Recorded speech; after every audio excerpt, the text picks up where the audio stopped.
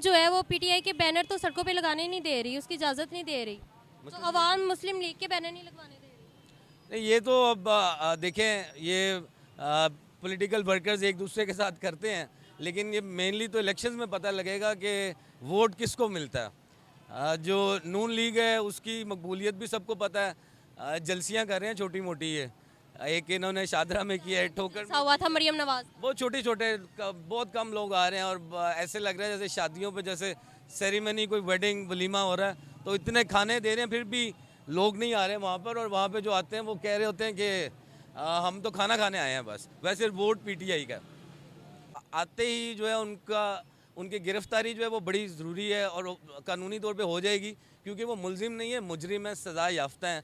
और कानून में कोई ऐसी चीज़ नहीं है कि एक मुजरिम जो उसको ज़मानत मिल जाए या इवन प्रोटेक्टिव बेल मिल जाए। वो जेल में थे, सज़ा उनको हुई थी, सिर्फ बहाने से गए थे कि उन्होंने इंग्लैंड इलाज करवाने जाना है, और उस चक्कर में जाके वो वापस ही नहीं आए। 4 हफ्तों के लिए कहा था, वो 4 साल से नहीं आए।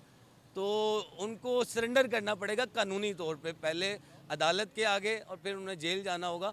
लेकिन जलसा करने के लिए वो बहुत ज़्यादा पुरुमीद है, बट कानूनी तौर पे ऐसा नहीं हो सकता। जैसे कि इमरान खान को भी सज़ा मिली है, वो तो जेल में है, तो इस सिलसिले में नवाज शरीफ को भी तो जेल में ही आना चाहिए ना। वो जेल में ऑलरेडी थे नवाज शरीफ साहब, लेकिन ये है कि वो आपको बताया कि शहबाज शरीफ साहब ने 50 रुपये का एक स्टाम्प पेपर जो है वो उनकी ज़मानत के तौर पे दिया, और कहा हम जा रहे हैं इलाज कराने, और 4 हफ्ते में आ जाएंगे, लेकिन वापस नहीं आए वो कभी। तो वो अब इमरान खान साहब तो देखें जी, वो एक बड़े लीडर हैं, वो भागे नहीं, उन्होंने कहा मैं सज़ा काट लेता हूँ। उन्होंने जेल में जाना जो है वो प्रेफर किया, अपना मुल्क नहीं छोड़ा उन्होंने, वो भगोड़े आप नहीं। तो शाखाना केस के बारे में कुछ कहना चाहेंगे?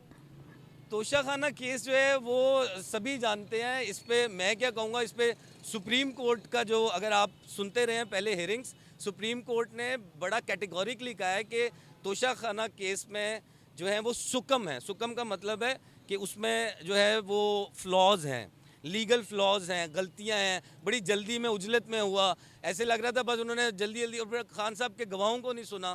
फिर उसके बाद उनकी जो एक प्रेजुडिशियल और एक बायस्ड बिहेवियर था, उन्होंने जल्दी से लंदन जाना था, उन्होंने जल्दी जल्दी उसको निबेड़ा, और उसी में वो सज़ा दे गए हैं।